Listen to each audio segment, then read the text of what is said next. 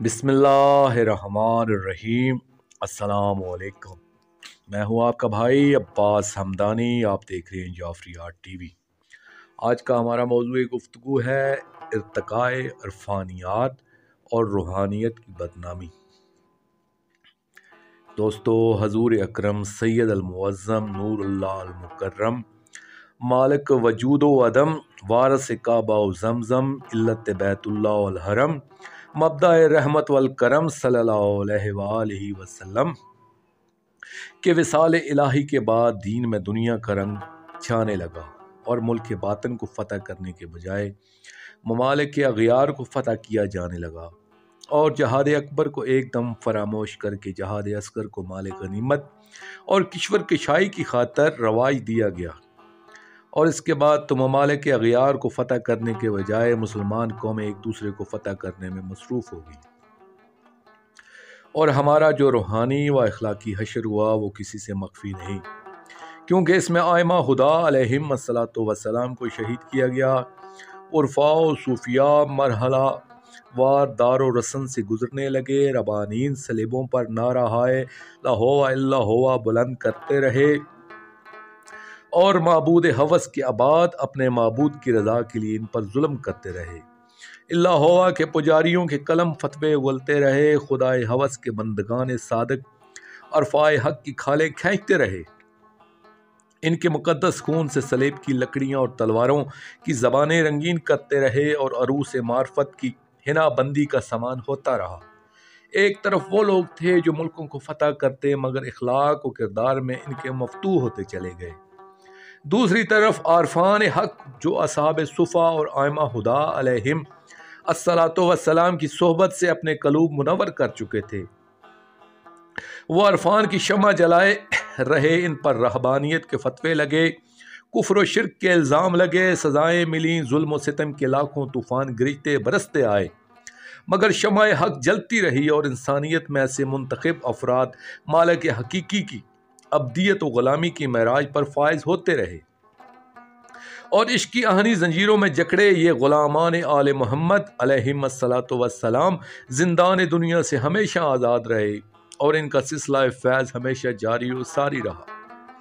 روحانیت کی بدنامی۔ دوستو، ہماری نظریاتی دنیا محو ارتقاء ہے، یعنی روحانین اور عرفانیات کو ایک قدم آگے بڑھایا ہے، مگر بدقسمتی سے یہ کئی صدیوں سے ایک منزل پر رکی ہوئی ہے، یعنی عرفانیات و تصوف کا جو دریا جاری ہوا تھا اس کے بہاؤ کو روک دیا گیا ہے۔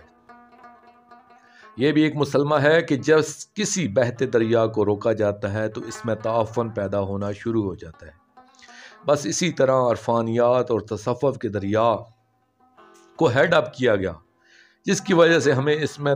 تعفن کا احساس ہونے لگا ہے، اور یہ تعفن ہمارے سامنے تو کیا، خود علامہ اقبال جیسے مفکر نے بھی محسوس کیا تھا اور کہا تھا کہ زاغوں کے تصرف میں عقابوں کے نشیمن، یعنی اس دور میں عرفانیات کے بدنام ہونے کی وجہ صرف یہی ہے کہ اس کے اہل نے اسے آگے نہیں بڑھایا، اور اس سلسلے کو روک کر انہوں نے جو فضا پیدا کی وہ ہمارے سامنے ہے کہ آج صاحبان دربار کے سجادگان میں سے 99% ایسے لوگ ہیں جو عرفانیات کی ابجد سے بھی ناواقف ہیں،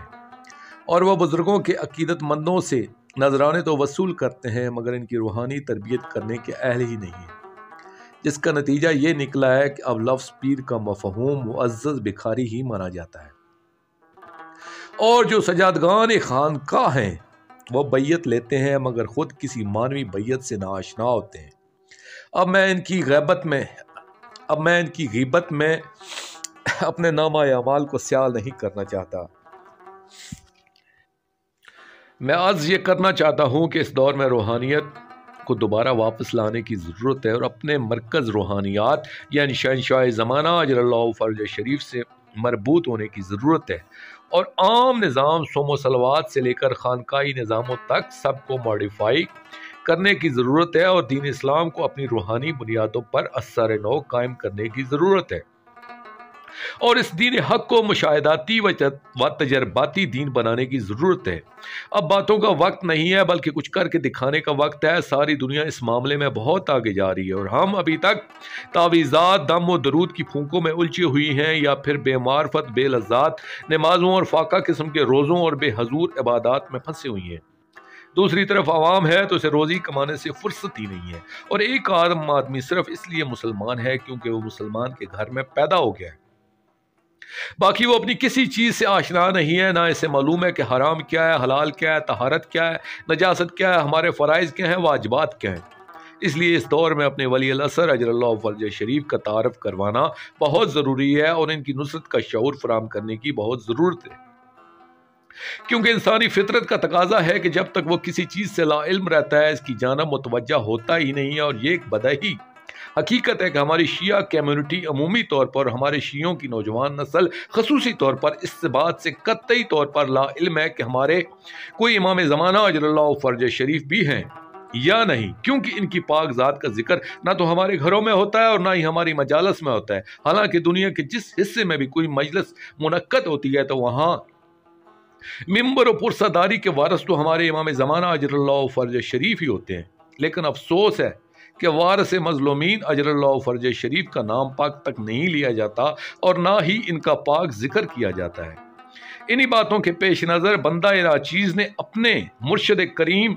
अल सैयद मखदूम मोहम्मद जाफर ज़मान नकवी अल बुखारी सरकार दामिज़िल्लाहु ताला के ऐसे खुतबात को अपनी वीडियोस में यकजा करने की कोशिश की है कि जिनमें अपने इमाम ज़माना अजरल्लाहु फर्ज शरीफ का तारफ़ मुख्तलिफ हवालों से कराया गया है और इनकी नुसरत की ज़रूरत और अहमियत पर रोशनी डाली गई है। अब इस बात का इन्हिसार आपकी ज़हनी सलाहियत पर है कि वो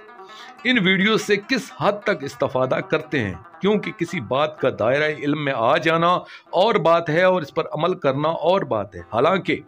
मासूमीन अलैहिम्मस्सलातु वस्सलाम का फरमान है कि इल्म अमल का नाम है। इसलिए मैं अपने तमाम सामीन के लिए दुआ गो हूँ कि इन्हें अपने इमाम ज़माना अजरल्लाहु फर्ज शरीफ की नुसरत की तौफीक कामला अता हो। आइए हम मिलकर दुआ करें कि हमारे शहनशाह ज़माना अजरल्लाहु फर्ज शरीफ का ज़हूर व खरूज जल्दी हो। आमीन या रब्बल आलमीन। दोस्तों, आखिर में शुक्रिया अदा करूँगा अपने मुर्शिद करीम सैयद मोहम्मद जाफर ज़मान नकवी अल बुखारी सरकार दामिज़िल्लाहु ताला का। ये मज़मून मैंने उनकी किताब दीन नुसरत से पेश किया है। और आखिर में अपने पाक शहनशाह की बारगाह में दुआ करेंगे, अल अजल या वली अल मज़लूमीन, या वली अल मासूमीन, या वली अल मक़तूलीन अजरल्लाहु ताला फ़रजक व सल्लवातुल्लाह अलैका या रब्बा मुहम्मदिन व आले मुहम्मद सल्लल्लाहु मुहम्मदिन व आले मुहम्मद वाजिल फ़रज आले मुहम्मद सल्लल्लाहु अलैहि व आलिहि वसल्लम।